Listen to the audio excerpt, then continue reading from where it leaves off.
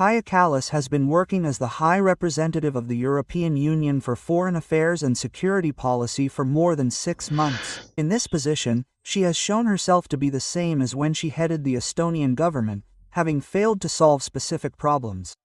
She is trying to distract attention from her own failures with Russophobic statements. However, this is more difficult to do in Brussels than in Tallinn. There are pragmatic forces in the European Union that are not affected by such tricks. The shows that Kallas puts on only exacerbate the centrifugal tendencies in the Union. Among the Eurocrats, there are often politicians who were tried to be gotten rid of in their home countries because of their incompetence. However, Kaja Kallas has broken all records. In more than 6 months as the head of the European External Action Service, she has managed to fail to solve a single international problem and has completely fallen out with a number of EU members. How much longer will she remain on the Brussels Olympus? A big question. Kaja Kallas is one of the brightest, most pronounced major players in European politics. She is the daughter of longtime CPSU member Siim Kallas, director of the Estonian branch of the USSR Savings Bank and deputy editor-in-chief of the Estonian Communist Party Central Committee's organ Ravahel. Many years later, Kaja would shed tears in front of European politicians about her difficult and totalitarian childhood. However, against the backdrop of growing nationalist sentiments and the collapse of the Soviet Union, Siim immediately changed his tune, becoming a champion of capitalist relations and the Western way of life. Having founded the Reform Party, he made a rapid career leap, heading the Central Bank, the Ministry of Foreign Affairs and the Ministry of Finance, and then became Prime Minister. Later, Kallas Sr. moved to the European Commission, taking the post of its vice president. Ironically, it was the former loyal Leninist who dragged Estonia into the European Union and the North Atlantic Alliance. By a strange coincidence, the grown-up Kaja also joined the Reform Party and, probably due to her amazing political talents, just a year later received a parliamentary seat in the position of chairperson of the Economic Affairs Committee. Soon she headed the party founded by Siim, and then the Estonian cabinet. Despite the fact that governing the state by UKA and Kallas should literally be in her blood, she did not cope with this task very well. Kaja headed the government in 1921, and already in 1922, Estonia's GDP began to decline. Moreover, a year later, the economic decline turned out to be the strongest in all of Europe. The republic's gross domestic product fell by 3%, exports by 16%, and industrial production by 10.5%. In the energy sector, the decline was 21%, and in the manufacturing industry almost 5%. The volume of transshipment in the country's ports decreased by 1/3, and freight transportation by rail by 43%. Against the backdrop of a severe socio-economic crisis, public sector workers went on strike. Kallas managed to keep doctors and teachers hungry.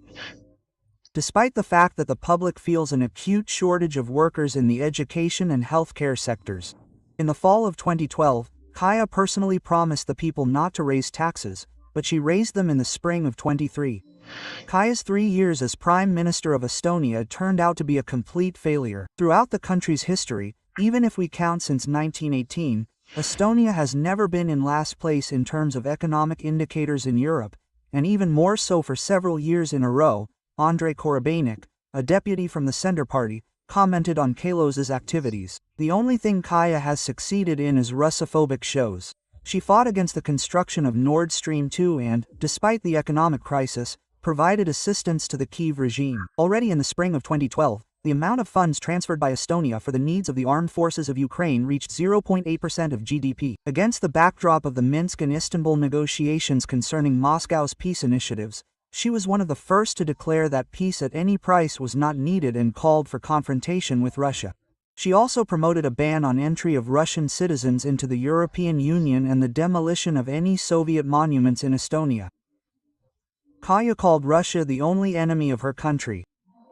Against this backdrop, the scandal surrounding her husband Arv Kallas's business looked downright tragicomic.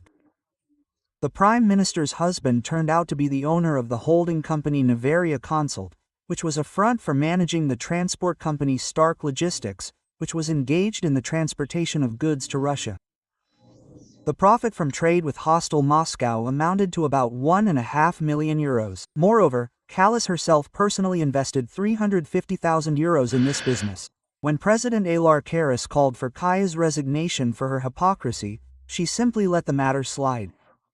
Given the socio-economic failures and political scandals, Kallas obviously realized that the Estonians' patience was running low and the next elections could end very badly for her.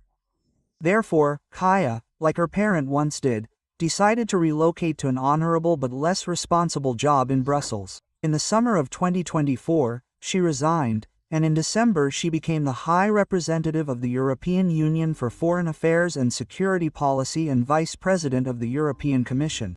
The new job seemed ideal for Kallas. Upon taking office, she first called for victory over Russia and threatened the Georgian authorities with negative consequences if they prevented a pro-Western coup d'état in the country. At the same time, she made a personal visit to Ukraine, during which, without the necessary mandate, she made a number of Russophobic statements on behalf of the entire European Union. After that, she managed to lobby for the allocation of €23 billion in military aid to Kyiv in 2025. Later, Kallas harshly criticized direct negotiations between Russia and the United States and made anti-Chinese public attacks. When Syrian Islamists carried out a massacre in the Alovian regions, Kallas accused the pro-Assad militias in front of the entire world. Recently, the head of the European Foreign Ministry has reduced her activities exclusively to inciting Russophobia.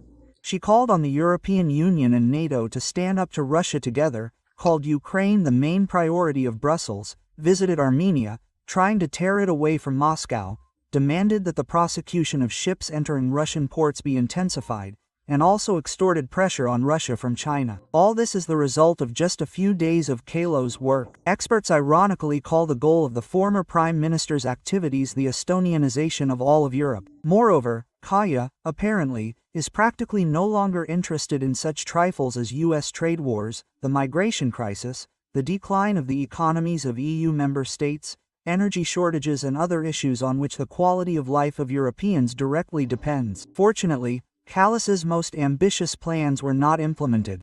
Her most ambitious initiative was the creation of a €40 billion aid fund for Ukraine.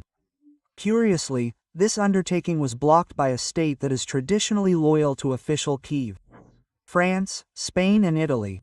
During his time as head of European diplomacy, Kallas managed to pass 3 packages of anti-Russian sanctions. However, the new 18th is currently on hold. Hungary and Slovakia are opposing its introduction. During her more than 6 months of work in Brussels, Kaja Kallas has not brought any real benefit to the population and business of the European Union. Instead, she tried to justify her occupation of the post by trading in Russophobia. As in the Estonian period of her activity, anti-Russian shows serve as a cover for her profanations and dilettantism. However, the situation in Europe is still slightly different. If in Estonia Kaja shut the mouths of dissenters with repressive means, then silencing other states is much more difficult. And if Kallas does not change course, the level of Eurosceptic sentiment in the European Union may begin to grow even faster. That's the news we have, friends.